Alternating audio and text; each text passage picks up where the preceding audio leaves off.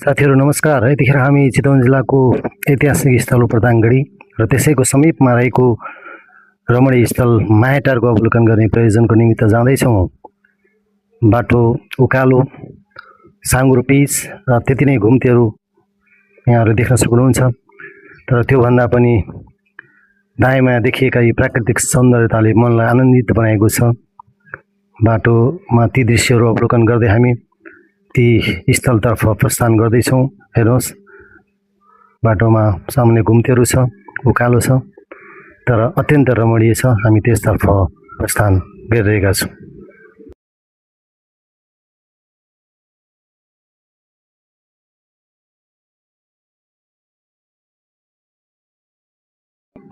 मायाटारको एक दिनको बसाइ पश्चात चितवन जिल्लाको पुरानो सदरमुकाम ऐतिहासिक गढी उपरदाङगढीतर्फ प्रस्थान गर्दैछौँ। मायाटार साँच्चैकै अत्यन्त रमणीय स्थल रहेछ। यो प्रचण्ड गर्मीमा पनि यहाँको शीतलता, यहाँको प्राकृतिक सौन्दर्यता र भौगोलिक अवस्थितिले हामीलाई पक्कै पनि आनन्दित बनायो। यहाँको यस रमणीय बसाइसकेर हामी चितवन जिल्लाको पुरानो सदरमुकाम तथा ऐतिहासिक गढी उपरदाङगढीतर्फ प्रस्थान गर्दैछौँ। यतिखेर हामी चितवन जिल्लाको पुरानो सदरमुकाम तथा ऐतिहासिक गढी उपरदाङगढीको मूल गेटमा आइपुगेका छौँ। पुरातत्व विभागका अनुसार यस गढी सन् 1800मा पृथ्वीनारायण शाहका नाति शत्रुमञ्जन शाहले निर्माण गरेका हुन्।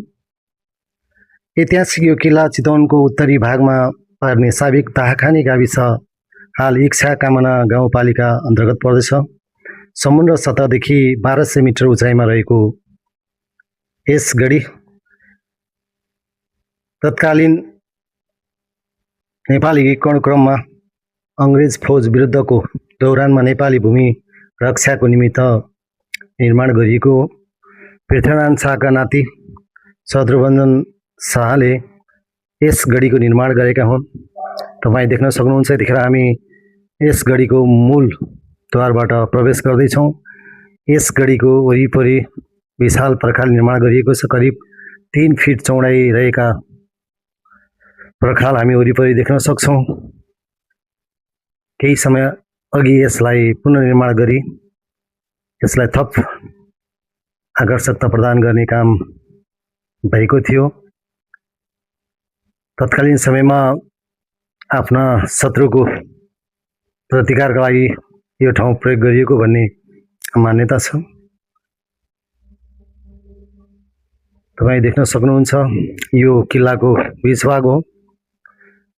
यही किल्लाको बीच भागमा पुनर्निर्माणपछि एउटा आकर्षक सङ्ग्रहालय भवन निर्माण गरिएको छ। अत्यन्त कलाकृतिले भरिएको आकर्षक भवन छ। यसै भवनको बाहिरपट्टि यो चण्डी तोप प्रदर्शनमा राखिएको छ। त्यस्तै गरी तोपका गोलाहरू तपाईँहरू देख्न सक्नुहुन्छ। त्यो सँगसँगै यो सङ्ग्रहालय भवनको कलाकृति यस गढीमा तपाईँहरू देख्न सक्नुहुन्छ। यो सङ्ग्रहालय भवनभित्रको कलाकृतिले पक्कै पनि त्यहाँ पुग्ने जो कोहीको मन लोभ्याउने छ। यो सँगसँगै यो गढीको ऐतिहासिक पृष्ठभूमिहरू, तत्कालीन समयका विवरणहरू संक्षिप्त रूपमा तपाईँहरूले यहाँ देख्न पाउनुहुनेछ। जो कोही व्यक्तिहरू त्यहाँ पुग्दा यो ठाउँले मन भने पक्कै लोभ्याउने छ। यो सँगसँगै तत्कालीन समयमा प्रयोग भएका विभिन्न हात हतियारहरू यहाँ तपाईँहरू देख्न सक्नुहुन्छ, जसलाई सुरक्षित ढङ्गले सजाएर राखिएको छ। तत्कालीन समयमा प्रयोग भएका सामान्य प्रकृतिका हात हतियार छ। त्यो देखिएको दृश्य त्यसै भवनको पछाडिपट्टिको दृश्य हो।